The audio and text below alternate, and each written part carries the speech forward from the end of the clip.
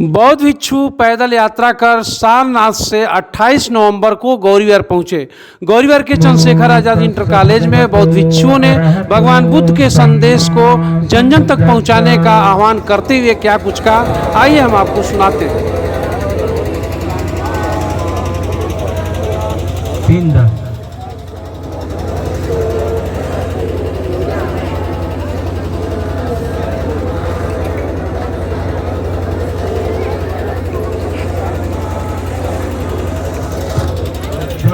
शरणं गच्छामि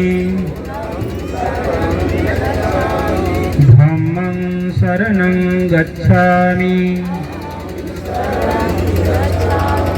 संघं शरणं गच्छामि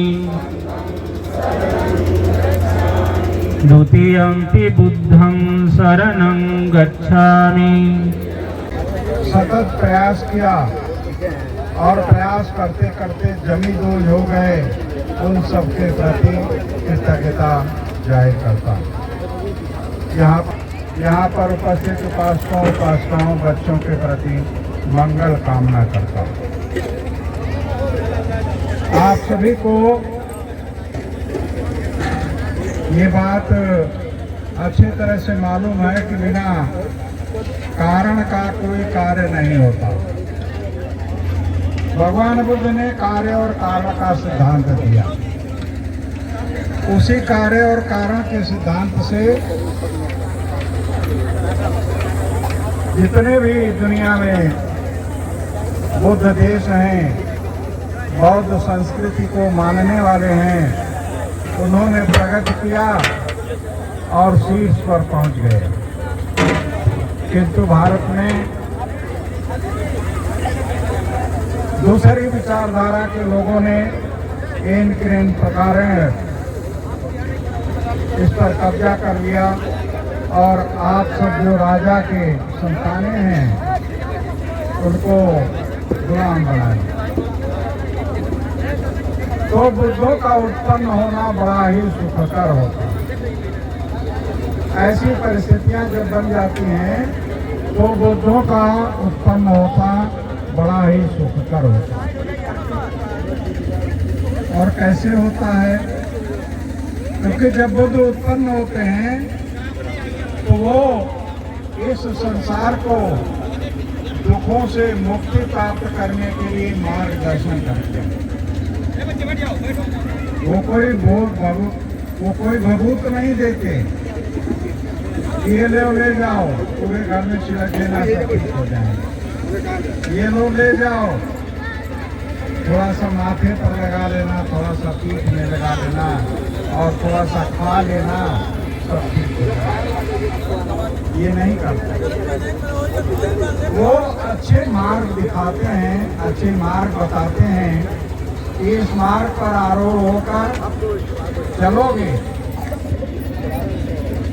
और अपने परिवार को उस पर चलने की प्रेरणा दोगे, पूरे समाज को उस पर चलने की प्रेरणा दोगे, तो तुम अपने स्वयं के साथ साथ अपने परिवार और समाज, अपने गली मोहल्ले की काया कर्म करो।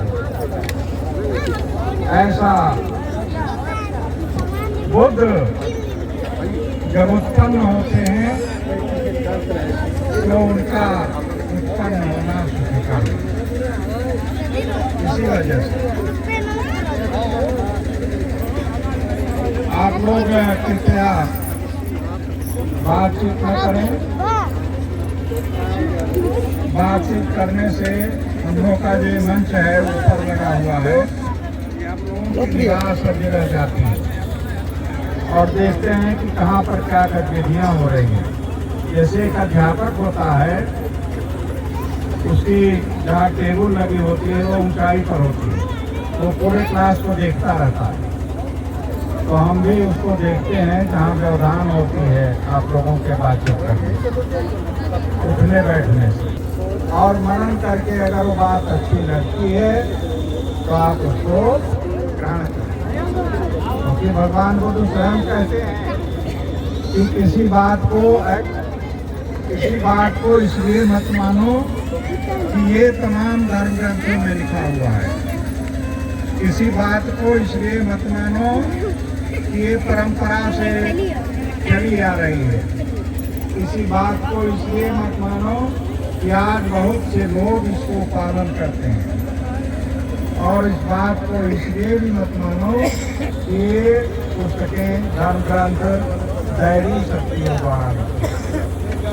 इसी बात को तब मानो जो स्वयं की बुद्धि से, स्वयं के विवेक से उसको जांच परख लो, और जांचने परखने के बाद अगर वो सत्य मालूम पड़ती है तो उसको ग्रहण कर लो और उसके ऊपर चलो, और अगर सत्य नहीं मालूम पड़ती है तो छोड़ दो, उसे मत मानो। तो जो भी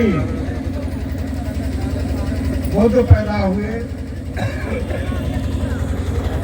इन सम्यक संबुद्ध के पहले 27 बुद्ध पैदा हो चुके हैं। अब 27 बुद्धों का जीवन काल आप जोड़िए तो कितने साल हो जाएगा। और आप सब लोग यहाँ पर जो बैठे हुए हैं,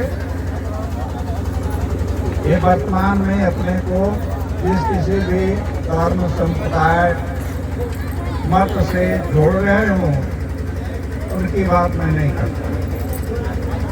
मैं कहता हूँ कि भगवान बुद्ध ने, इनके पहले वाले बुद्ध और सम्यक संबुद्ध इन सभी लोगों ने जो उपदेश दिया था, उन उपदेशों को लेकर आप आज वर्तमान में और आपके पहले हमारे पूर्वज जो थे वो सबके सब बौद्ध मतावलंबी थे, बुद्ध को मानने वाले थे और सबके सब बौद्ध थे, आज भी बौद्ध हैं। आप भगवान बुद्ध कहते हैं मैं मार्गदर्शक हूँ, रास्ता बताने वाला हूँ, और अपने कल्याण के लिए उस मार्ग पर चलना आपको स्वयं करना पड़ेगा।